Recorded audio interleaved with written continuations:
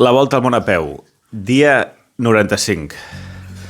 Bé, són les 6:30, m'he despertat fa poc. Ahir em vaig anar a dormir tard per culpa del Barça. I went to sleep late thanks to Barça, but there was no luck. We watched the first half together. Yes. It looked like possible. Yes, it looked like they could do 4-0, but... Yeah. But no. And the second half I watched it at bed because it was late. I went to sleep, yes. And no. So I slept like 6 or 7 hours, I don't know. But it's fine. I'm used to it. And Mike is doing, what's the name of this recipe? So this is sirniki. It's a popular Russian dish, and it will be pancakes. Okay. Well, that's great. I never tested. Let's see. Thank you very much. You're welcome. So thank you very much. No, thank to you. Thank to you, Mike. Have a good trip. I am very well fed, I must say. And thank you for the tips and for the night. Yeah. Very cozy bed. And that's it. Thank you very much. Okay. Good day. Bye. Magnífica vista, m'agrada posar les ulleres de sol aquí. Increïble, eh? O sigui, l'aigua sembla una piscina, però una piscina de lo clar que està. Una espècie de boireta al fons i el sol. Avui tenim un dia assolellat. Fantàstic, eh? I el vaixell aquest que està aquí encrat li dona encara més gràcia, no?, a la foto, al vídeo.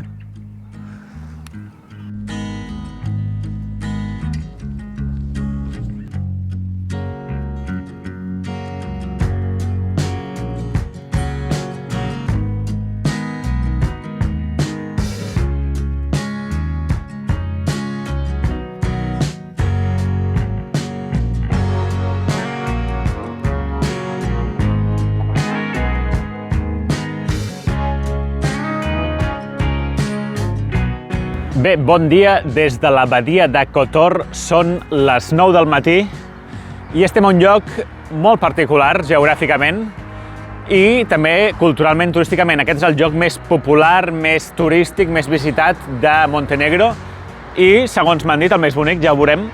Kotor està cap allà. Veureu-me en pantalla. Què passa?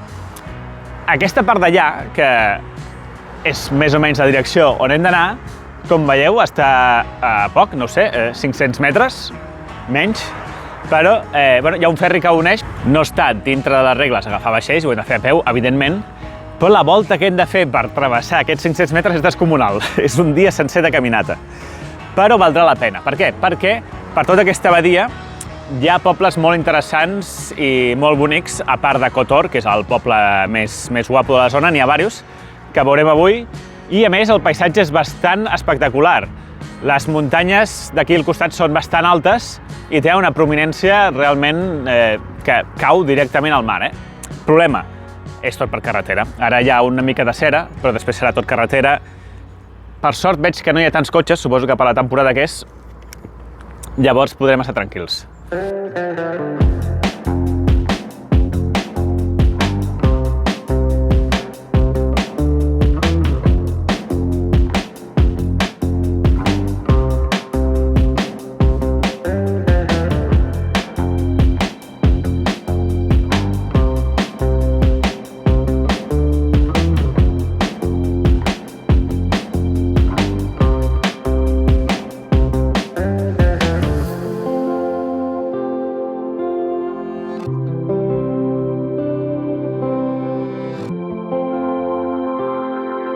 Bon migdia, la 1 passades des de Perast. Molt maco aquí, lloc molt turístic i això que és temporada baixíssima, entre setmana, febrer, no, març ja, però bueno, hi ha força gent, està molt tranquil, eh? Llàstima, avui el dia s'ha ennuvolat al final, perquè si no, jo crec que això hauria sigut espectacular, ja ho és, eh? Bé, aquí davant hi ha 2 illes, m'ha explicat el Mike aquest matí que aquestes illes són artificials, que el que feien és que els mariners venien i anaven deixant pedres, cada dia deixaven un parell de pedres, anaven deixant i van acabar fent una muntanya i van formar aquestes dues illes que ara li hem ficat una església a cadascuna. Bé, m'he comprat un burek que està aquí i un Sprite i vaig a parar una mica a dinar. He fet un amic, mireu. Mireu quin amic tinc aquí. Potser per interès, perquè heu olorat el burek. Ah, per cert, mireu, muntanyes nevades. Aquí, just davant de la costa. Impressionant, Impressionant. Bé, jo vaig cap a aquella direcció. Kotor està a aquella direcció. Però, ostres, aquestes muntanyes són bestials, Bueno, vaig a dinar, va. Bé, ja he acabat de dinar. Suposo que us preguntareu per què es diu Montenegro, no, aquest país? País eslau, que té un nom així en castellà. Bé, evidentment no ve del castellà, sinó de l'italià, que són els que van arribar aquí.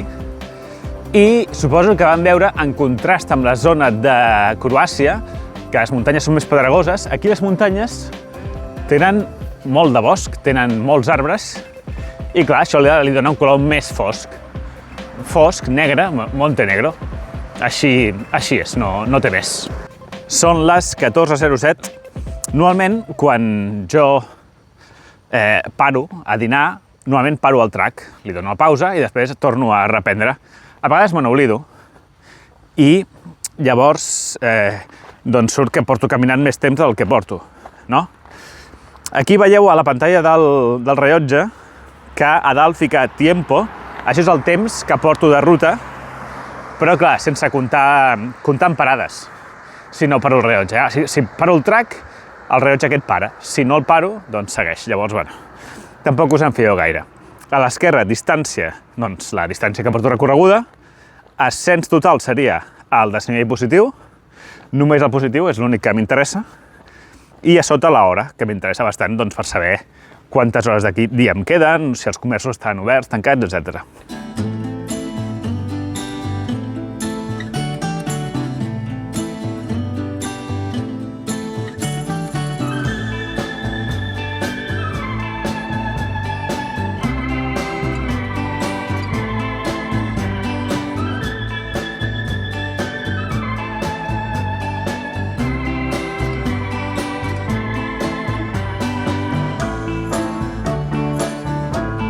Quatre de la tarda, una hora una mica menys d'arribar a Kotor, però tota aquesta zona ja és part de Kotor, és a dir, ja arribaré caminant per aquest passeig marítim sense carretera ja fins a la ciutat aquesta emmurallada, a veure què tal.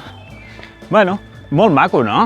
Així en general, llàstima que no vagi el sol aquest que hem dit, però bueno, super tranquil, sense vent, molt poca gent, les barquetes aquí surant al mar, sembla una piscina.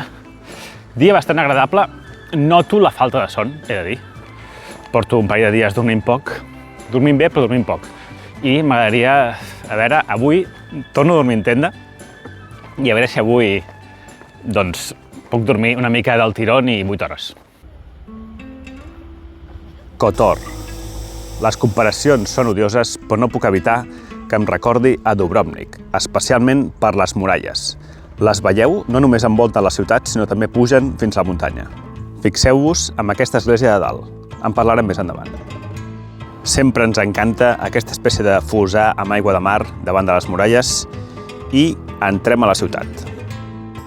Com tantes ciutats d'aquesta zona, va ser fundada pels romans i després envaïda per bizantins i venecians, que s'hi van estar 400 anys. No tornarem amb el tema dels gats, us ho prometo, però n'hi ha molts. Des de l'any 92 fins al 2003, Montenegro va formar part de Sèrbia i Montenegro, no sé si us en recordeu, i aquí a Kotor tenim esglésies catòliques i ortodoxes. Pels que veu veure el vídeo de Bòsnia, aquest tipus d'espelmes tan esveltes són les que s'encenen a les esglésies ortodoxes. També són molt típiques dels ortodoxes aquestes imatges així en 2 dimensions i amb el sant amb l'aro daurat. Kotor és Patrimoni de la Humanitat per la UNESCO i el 1979 va patir un greu terratrèmol. Va destruir gran part del centre històric, però el van reconstruir. Dubrovnik m'agrada més. Kotor el que passa és que sí, les muralles són medievals, però el que seria l'interior de la ciutat antiga no és tan medieval. És d'una altra època, no sabria dir-te quina. Això sí, al contrari que a Dubrovnik, a Kotor es pot pujar a les muralles i caminar per elles gratis. A Dubrovnik costaven 40 euros. I no hi vaig pujar. Digueu-me garrepa, si voleu. Intento trobar un lleó amb l'espasa i el llibre dels que representen la República de Venècia i segur que algun hi ha, però jo no l'he trobat. Aquesta és la catedral de Kotor i començo a enfilar cap al teòric lloc d'acampada. Aquí està molt urbanitzat, així que decideixo anar a provar sort a l'església que us he ensenyat abans. No passa res perquè es faci fosc, perquè total està al costat de la ciutat i encara hi ha turistes. És aquesta que teniu aquí dalt. Bona tarda. Us ha agradat Kotor? A mi sí, bastant, però estic una mica neguitós perquè el repte de Montenegro és acampar cada dia. Una mica en contra de la senyal que ens vam trobar el primer dia que deia prohibit acampar a tot el país, no? De manera lliure. Llavors, bueno, dic, Kotor, clar, zona molt muntanyosa, difícil trobar una zona plana i amb molta gent, per tant, difícil passar desapercebut, però al mapa havia vist una església que està a prop de la ciutat, més alçada, que només es pot accedir a peu. Així que dic, vale, hi vaig i acampo allà. Problema? Bueno, pel que veig, 1 està il·luminada, això no passa res. 2, m'acabo de trobar una porta amb un torn que estava baixat. Jo entenc que només està obert a l'estiu aquest torn. I després una senyal que diu prohibit romandre a les muralles, és a dir, on estic ara, després de les 10 de la nit. Això ja és una altra cosa, Això ja és una prohibició una mica més estricta, que fot una mica neguitós. Hi ha gent baixant, perquè deu ser una excursió bastant concorreguda, la de pujar a l'església aquesta. Hello. Llavors què, Enric? Bé, no sé si em veieu, però una, o ens saltem la prohibició i ja està. Acampo, a aquesta època de l'any ningú dirà res, punt. 2, faig fins a una altra església que està... Aquesta ha de fer uns 75 metres de desnivell positiu. L'altra església hauria de fer-ne 200. Que bueno, tampoc és drama, però... I aquesta està fora de les muralles. Per tant, estaríem més tranquils. He vist les fotos i és un lloc pla, estaríem tranquils també. Bueno, quan arribi us ho dic. Això sí, ara mateix les vistes són brutals.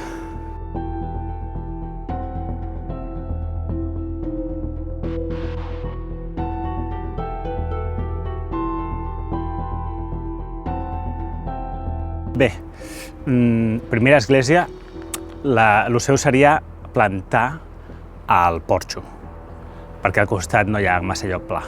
Però no ho he gravat, però hi ha gent patant la xerrada just davant de l'església. Bueno, aquí hi ha un mirador i, com us he dit, he pujat en 10 minuts o menys.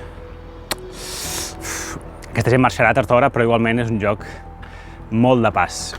Com és relativament d'hora encara, bueno, he de fer servir el frontal, Aniré fins a l'altra església. Sí, és una mica més de desnivell, Però bueno, tu ara fa temps que només fem pla, no?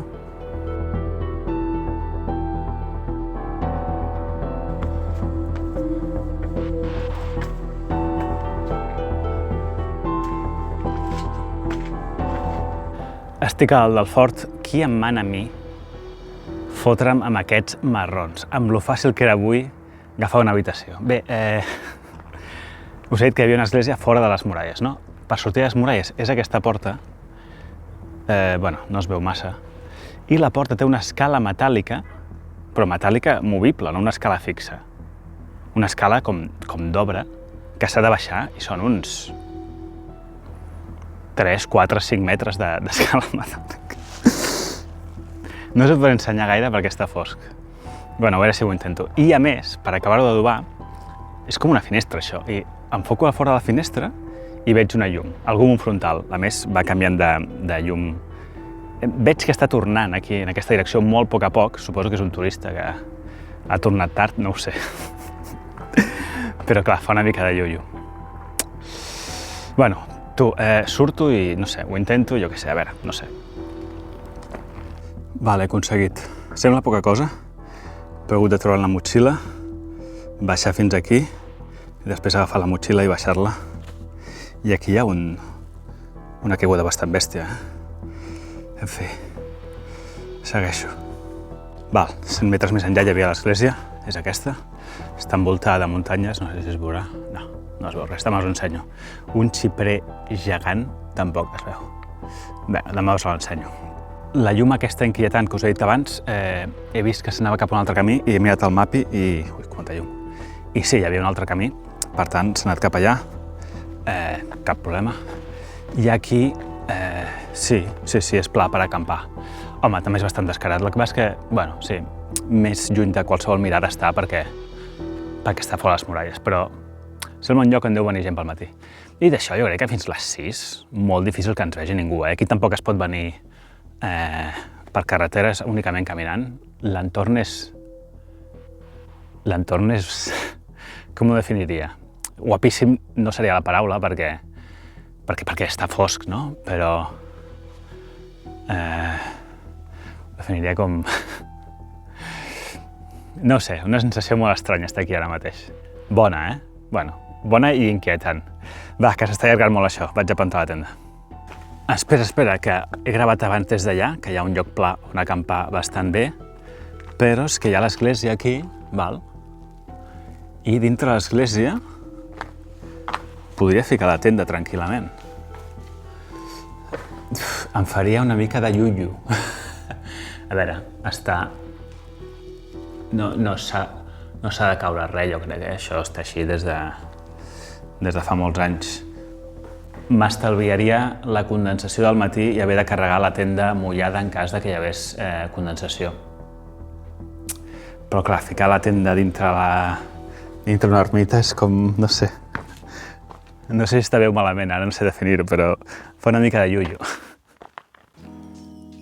40 quilòmetres, 300 i pico de desnivell positiu. Com veieu, al final he plantat la tenda aquí dintre.